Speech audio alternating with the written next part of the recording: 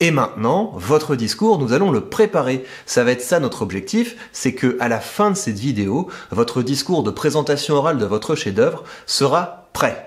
Donc, encore une fois, c'est une vidéo où je vais vous demander d'être actif. L'idée, c'est de vous poser, c'est de prendre de quoi écrire, parce que plus tôt vous vous serez préparé pour cette épreuve, mieux ce sera pour vous. Ce que je vous conseille de faire pour cette épreuve d'oral, c'est d'organiser votre discours en 3 temps. Et ce qu'on va faire maintenant, c'est qu'on va en passer par chacun de ces temps. À chaque fois, je vais vous dire de mettre cette vidéo sur pause, et puis de faire ce travail, d'écrire, de préparer ce que vous allez dire dans chacun de ces temps de votre discours. Ce que vous devez savoir également, c'est que vous allez avoir normalement 5 minutes pour parler, et donc ce que je vous conseille, c'est de faire 2 minutes, 2 minutes, 1 minute. Donc première partie 2 minutes, deuxième partie 2 minutes, troisième partie 1 minute. Et maintenant, on va voir ce que vous allez devoir mettre dans ces différentes parties. La première partie de votre discours, sa fonction, c'est de permettre à votre public d'entrer dans votre sujet. C'est pour ça que dans la vidéo précédente, je vous avais conseillé de commencer votre discours par une question. Donc ça, vous pouvez le faire. Vous pouvez préparer cette question avec laquelle vous allez ouvrir votre discours. Et l'idée, c'est que vous allez emmener progressivement votre public pour qu'il comprenne pourquoi est-ce que vous avez décidé de faire ce chef-d'œuvre. Donc c'est ça l'objectif de votre première partie, raconter à votre public pourquoi vous en êtes venu à créer ce chef-d'œuvre. Souvent, quand on décide de créer quelque chose, c'est qu'on a constaté qu'il y avait un problème, qu'il y avait un besoin. Par exemple, si vous êtes étudiant en pâtisserie, vous savez qu'il y a aujourd'hui un nouveau courant de gens qui sont véganes, qui ne veulent manger aucun produit d'origine animale, et donc ces gens ne peuvent pas manger les gâteaux dans lesquels il y a de l'œuf, dans lesquels il y a du lait. Et donc on pourrait imaginer que votre projet, votre chef-d'œuvre, ce soit de créer un fondant au chocolat qui soit délicieux, mais dans lequel il n'y ait ni lait ni œuf.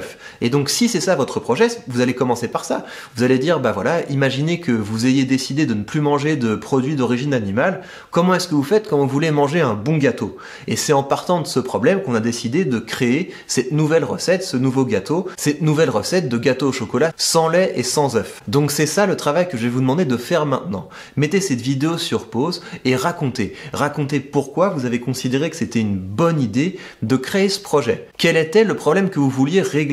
Ce problème touchait quel type de personnes? Est-ce qu'il touchait tout le monde? Est-ce qu'il touchait seulement certains types de personnes? Comment est-ce que ce problème affectait ces personnes? Depuis quand ce problème durait? Est-ce qu'il y avait déjà d'autres choses qui avaient été tentées pour essayer de régler ce problème? Donnez à votre public des éléments qui vont leur faire comprendre que oui, vous avez raison d'avoir fait ce que vous avez fait parce qu'il y avait un problème et vous avez essayé de le régler. Donc mettez cette vidéo sur pause et écrivez cette première partie de votre discours. Pourquoi vous en êtes venu à faire ce que vous avez fait? On en vient maintenant à la deuxième partie de votre discours. Et la deuxième partie de votre discours, c'est celle où vous allez présenter le plus concrètement possible ce que vous avez fait. Quel était ce chef-d'œuvre? Qu'est-ce que vous avez créé? Votre objectif, ça va être de montrer à votre public le plus précisément possible quel a été votre travail. Donc si je reprends l'exemple du fondant au chocolat, vous allez expliquer à votre public, voilà la recette, voilà ce qu'on a fait pour que ça ait une bonne consistance même s'il n'y a pas de lait et pas d'œuf. Donc vous allez rentrer dans les détails. Donc les questions auxquelles vous devez répondre dans cette seconde partie, c'est qu'est-ce que c'est?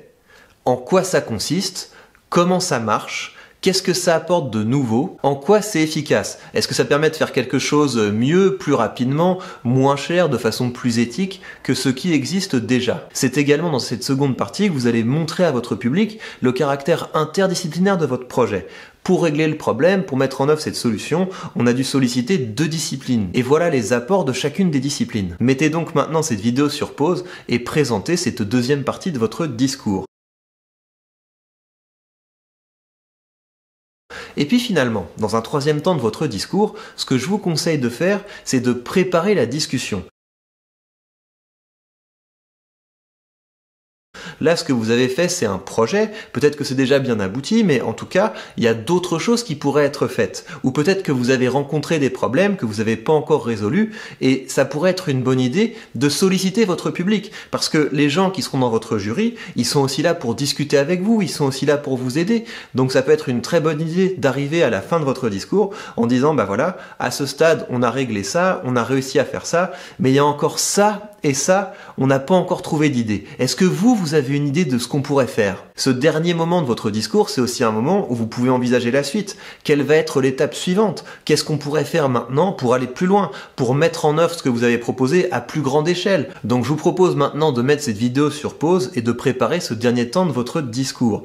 Donnez à votre public une idée de ce que sont les étapes suivantes, présentez-leur les problèmes que vous n'avez pas encore réglés, les défis que vous avez encore à relever, et n'hésitez pas à leur poser des questions, à solliciter leur réflexion, à solliciter leur expérience.